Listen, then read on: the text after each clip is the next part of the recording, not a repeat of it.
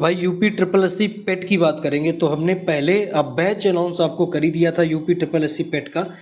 एक नया बैच हम यहाँ पर लेकर के आए थे जिसको मैंने अनाउंस भी किया था, आपने देखा भी होगा उस बैच को कि हम पेट का जो सिलेबस था ये पूरा सिलेबस पॉलिटी की हमने स्टार्टिंग करी थी कि भाई हम पॉलिटी से शुरुआत करेंगे पेट की।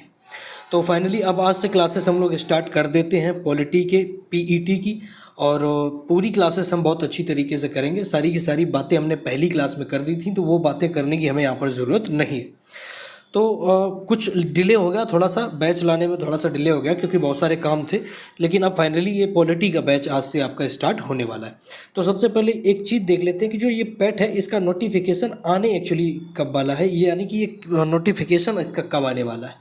तो भैया ध्यान देना आपको कि विद इन 7 to 10 डेज यानी कि करीबन 7 से 10 दिन के भीतर आपको यूपी ट्रिपल एस सी पेट का जो यहाँ पर नोटिफिकेशन है वो मिल जाएगा। अब आते हैं अपने सिलेबस के बाद। एक चीज़ यहाँ से देखना भैया, जब हम पॉलिटी पढ़ते हैं ना तो हिस्ट्री से थोड़ा सा कनेक्ट करते हुए पॉलिटी को पढ़ते हैं। अब 2 मिनट मेरी बात को ज़रा गौर से सुन लेना कि बात थी 1600 BC की, बात थी 1600 ईस्वी की, 1600 ईस्वी की बात थी जिसको हम एडी बोलते हैं।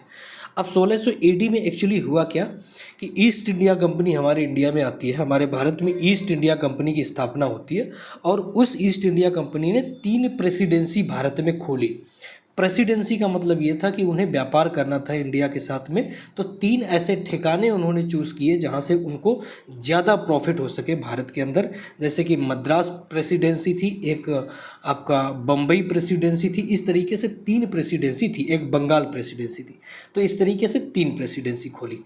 अच्छा, जब ये प्रेसिडेंसी खोल चुके थे, ठीक है, तो इसके बाद इन्होंने क्या किया, इंडिया में व्यापार करना स्टार्ट किया और धीरे धीरे व्यापार के साथ साथ में ये इंडिया की पॉलिटिकल से यानी कि जो राजनीति थी उसमें भी एंट्री मारने लग गए। शॉर्ट फॉर्म में मैं आपको अभी बता रहा हूँ क्योंकि ये इतिहास से हम कनेक्ट करते हुए पढ़ेंगे।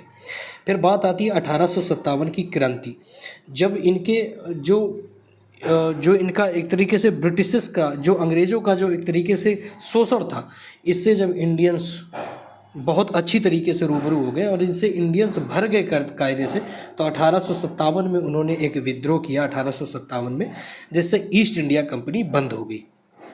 अब ईस्ट इंडिया कंपनी तो बंद हो गई लेकिन ब्रिटिशर्स अभी भी भारत में राज्य कर रहे हैं, वो राज्य कंटिन्यू करते ही जा रहे हैं। तो अब एक चीज़ मैं आपसे यहाँ पर एक चीज़ और बताना चाहता हूँ कि जो ये आपका प्लासी का युद्ध था, ध्यान देना भैया, जो प्लासी का युद्ध था और जो बक्सर का युद्ध था, ये दोनों, बक्सर और प्लासी, ये दोनों युद्ध बहुत इंपॉर्टेंट है। यहीं से ही हम इंडियन कॉन्स्टिट्यूशन की शुरुआत करते हैं, लेकिन फाइनली हम अपनी जो शुरुआत है वो कॉन्स्टिट्यूशन का निर्माण से यानी कि मेकिंग ऑफ इंडियन कॉन्स्टिट्यूशन से स्टार्ट करने वाले हैं। क्योंकि जो ये बक्सर वगैरह का और जो इसके बाद चार्टर अधिनियम आएगा, ईस्ट इंडिया कंपनी आएगी, फिर उसके बाद में जुडिकेचर अधिनियम आएंगे, ये सारे के सारे हम करेंगे, लेकिन थोड़ा सा वेट करना क्योंकि जब हम हिस्ट्री पढ़ रहे होंगे ना तो वहाँ पर हम इस चीज़ों को कनेक्ट कर रहे होंगे। लेकिन हम यहाँ पर पॉलिटी पढ़ेंगे तो हम सिर्फ और सिर्फ पॉलिटी की बात करेंगे।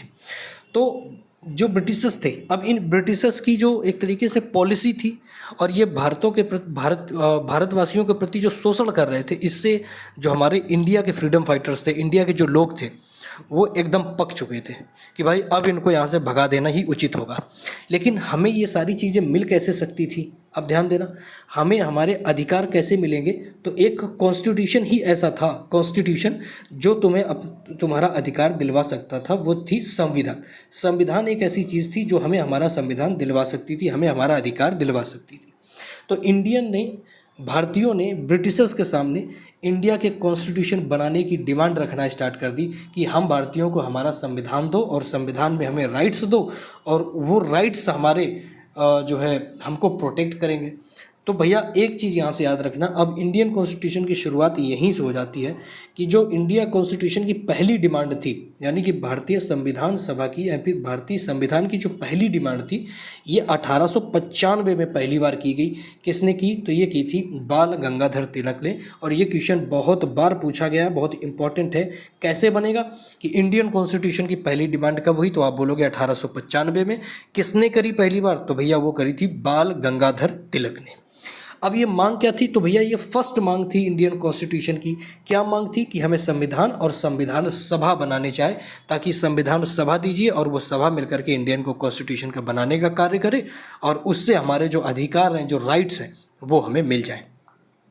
अच्छा, 1895 में जब हमने डिमांड करी तो कोई ना कोई बेस रहा होगा, क्योंकि उस समय सोशल मीडिया का तो ज़माना नहीं था। जैसे कि हमने फेसबुक पर कोई मान के चलो पोस्ट डाल दिया, इंस्टाग्राम पर कुछ भी फैलाना स्टार्ट कर दिया कि भैया हमें वो चाहिए, संविधान चाहिए, ऐसा उस समय नहीं था।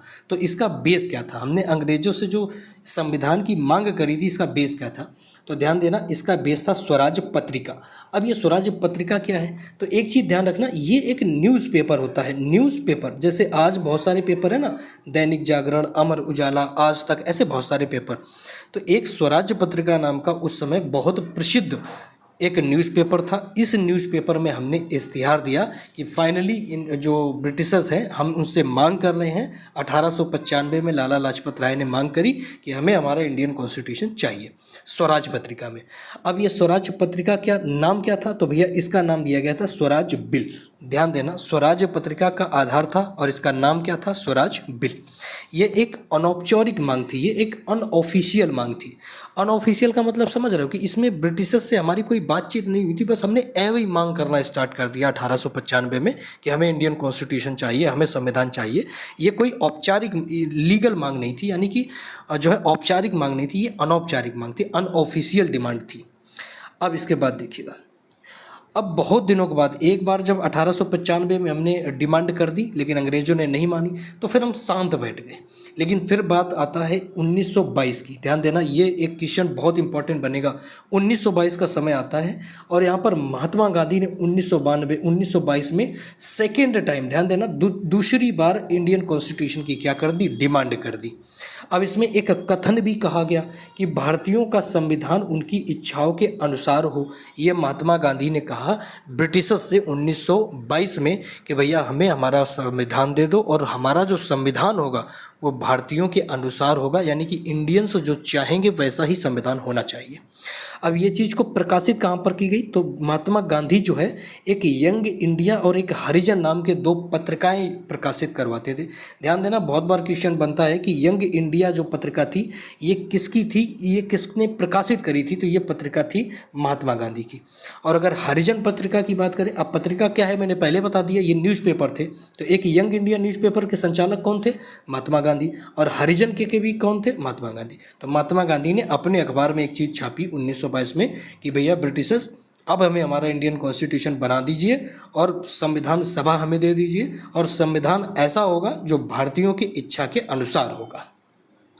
लेकिन बात यही नहीं रुकी, ब्रिटिशर्स ने इस बात को भी ठुकरा दिया। उन्होंने बापू की कोई बात नहीं मानी, महात्मा गांधी को पूरी तरीके से इग्नोर कर दिया। तो 1924 यानी कि 2 साल के बाद में फिर से डिमांड हुई, और ये डिमांड करते हैं पंडित जवाहरलाल नेहरू के जो फादर हैं मोतीलाल नेहरू। इन्होंने फिर से डिमांड करी संविधान की मांग, लेकिन ये भी अनौपचारिक मांग थी, यानी कि अनऑफिशियल मांग थी। इन्होंने भी ऐवे ही मांग करना स्टार्ट कर दिया कि भैया हमें चाहिए। इसका आधार ध्यान रखना, कई बार पूछा जाता है कि पंडित मोतीलाल नेहरू ने जो इंडियन कॉन्स्टिट्यूशन की डिमांड करी थी उसका आधार क्या था, यानी कि किस पत्रिका में ये बात छापी गई थी? तो ये छापी गई थी स्वराज पार्टी का इलाहाबाद सम्मेलन।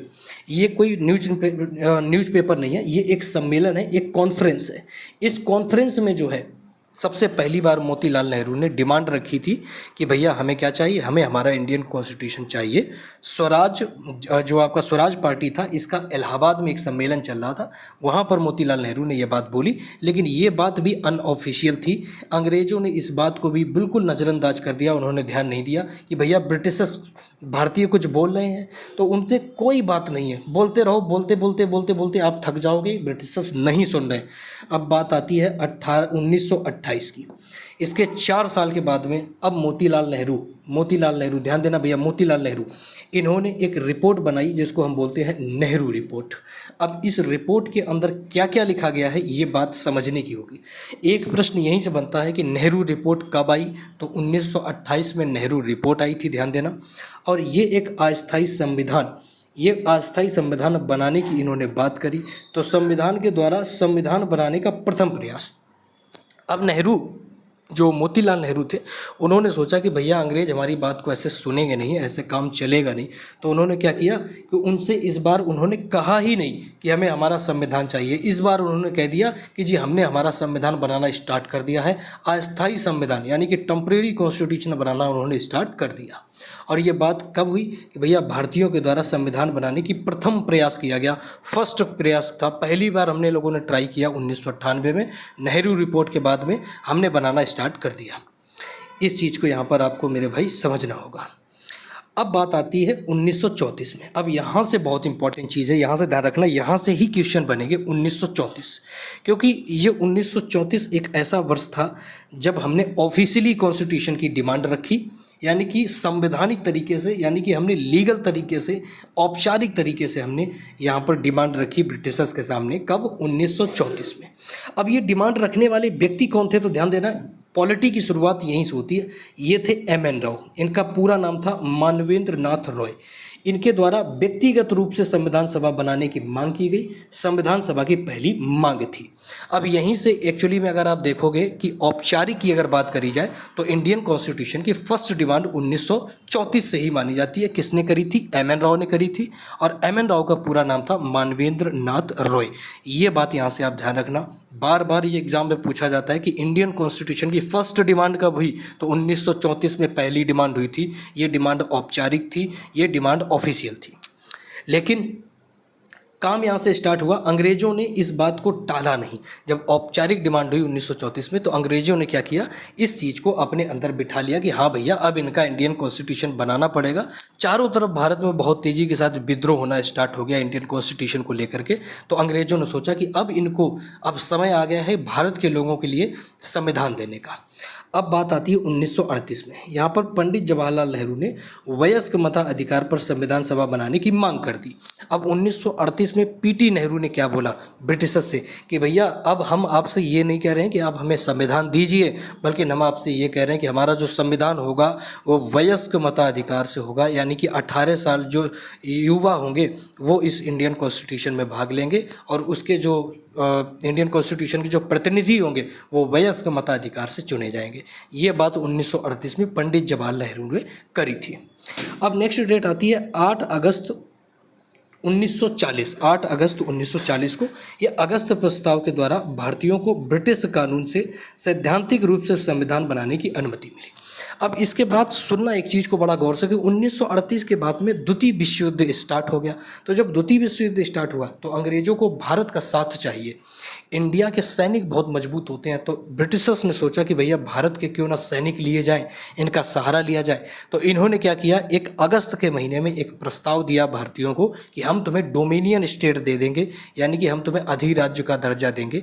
यानी कि अगर आप हमारा जो है वर्ल्ड वॉर सेकेंड में आप हमारा साथ देते हो तो वर्ल्ड वॉर सेकेंड के बाद हम आपको डोमिनियन स्टेट देंगे, अधिराज्य का दर्जा देंगे। लेकिन महात्मा गांधी ने इसको बिल्कुल ठुकरा दिया, क्योंकि उन्हें पता था कि ये गोरों की चाल है, ये हमें कुछ नहीं देंगे। तो उन्होंने कहा भैया इस बात से हम इत्तेफाक नहीं रखते, हमें हमारा पूरा राज्य चाहिए, हमें डोमिनियन स्टेट नहीं चाहिए, अधिराज्य का दर्जा नहीं चाहिए, हमें हमारा पूरा स्वतंत्र भारत देश चाहिए। तो 8 अगस्त 1940 की बात ध्यान रखना, ये अगस्त प्रस्ताव के द्वारा ब्रिटिशर्स ने अब भारतीयों को क्या दिया है, प्रस्ताव दिया है कि हम तुम्हें डोमिनियन स्टेट देंगे, संविधान सभा देंगे। अब 1942 में क्रिप्स मिशन द्वारा भारतीयों की संविधान सभा के द्वारा संविधान बनाने की अनुमति मिली। अब एक चीज़ यहाँ से ध्यान देना, बहुत बार पूछा गया कि भैया क्रिप्स मिशन भारत कब आया था, ये क्वेश्चन बहुत इंपॉर्टेंट है। तो भैया क्रिप्स मिशन 1942 में भारत आया था। अब ये क्यों आया था इस बात को समझ लीजिए। क्रिप्स मिशन में कुछ लोग थे, मिशन का मतलब ये होता है कि जब कुछ 4, 5 से 6 लोग, जितने भी लोग हों, ये मिलकर के जब किसी चीज़ पर काम करते हैं तो उसको मिशन बोलते हैं। तो क्रिप्स मिशन भारत इसलिए आया था ताकि भारतीयों के लिए भारत का बेस्ट जो इंडियन कॉन्स्टिट्यूशन है वो बनाया जाए। कैसे बनाया जाए, इंडिया की कुछ खामियां भी है, इंडिया की कुछ अच्छाइयां भी है, इन सारी चीज़ों को ध्यान रखते हुए अब इंडियन कॉन्स्टिट्यूशन बनने की मांग स्टार्ट हो चुकी है। यानी कि ब्रिटिशर्स भी 1942 में आते आते मान चुके हैं कि अब हमें भाई इंडिया के लिए इंडियन कॉन्स्टिट्यूशन हमें देना पड़ेगा। ये भारतीय ऐसे मानेंगे नहीं, ये संविधान लेकर के ही मानेंगे। अब आगे देखिएगा, इसके बाद भैया फाइनली यहाँ से शुरुआत हो जाती है इंडियन कॉन्स्टिट्यूशन के बनने की। अब ब्रिटिशर्स, यानी कि आप ध्यान दे रहे होंगे, जो ब्रिटिशर्स थे ये हमारे भारत पे राज कर रहे हैं, लेकिन इनका जो देश था वो था इंग्लैंड। अब इंग्लैंड की पार्लियामेंट से 3 लोग यहाँ पर भेजे जाते हैं। इन 3 लोगों का काम क्या था कि भैया इंडियन कॉन्स्टिट्यूशन को बनाना, और जब तक इंडियन कॉन्स्टिट्यूशन नहीं बन जाता भारतीय संविधान नहीं बन जाता तब तक सरकार यानी कि भारत की सरकार को टेम्परेरी रूप से, आंतरिक रूप से कैसे चलाया जाए इस पर भेजिए। तो अब एक प्रश्न यहीं से बनता है कि कैबिनेट मिशन भारत कब आया था? तो भैया ध्यान देना, 24 मार्च 1946 को कैबिनेट मिशन भारत आया था। एक एग्जाम में ये भी पूछा गया था कि कैबिनेट मिशन भारत के किस राज्य में आया था? तो ध्यान देना, ये दिल्ली में आया था। सबसे पहले कहाँ पर आया था? दिल्ली में। 24 मार्च 1946 को कैबिनेट मिशन दिल्ली आया था। इसके उद्देश्य क्या क्या थे, आइए इस पर चर्चा कर लेते हैं। तो इसका पहला उद्देश्य था भारतीय संविधान का निर्माण, यानी कि इंडियन कॉन्स्टिट्यूशन का निर्माण करना, और इसके बाद अंतरिम सरकार की स्थापना करना। अब अंतरिम सरकार क्या होती है? अब एक चीज़ देखिए, इंडियन कॉन्स्टिट्यूशन, यहाँ पर संविधान तो बन रहा है, ये चीज़ तो मैंने मान ली कि यहाँ संविधान बन रहा है, लेकिन जब तक संविधान बनेगा तब तक इस कंट्री को यानी कि भारत को कैसे चलाया जाए, इसी को बोलते हैं अंतरिम सरकार। तो अंतरिम सरकार का काम ये था कि जब तक कॉन्स्टिट्यूशन नहीं बन जाता तब तक भारत की गवर्नमेंट को कैसे ऑर्डिनेंस किया जाए, कैसे उसको चलाया जाए, ये इसका काम था। अब कैबिनेट मिशन के बारे में संपूर्ण जानकारी हम लोग यहाँ पर देखते हैं। तो कैबिनेट मिशन में टोटल 3 सदस्य थे। ध्यान देना, बहुत बार पूछा गया कि कैबिनेट मिशन में कितने सदस्य थे, तो ये 3 सदस्यीय मिशन था कैबिनेट मिशन।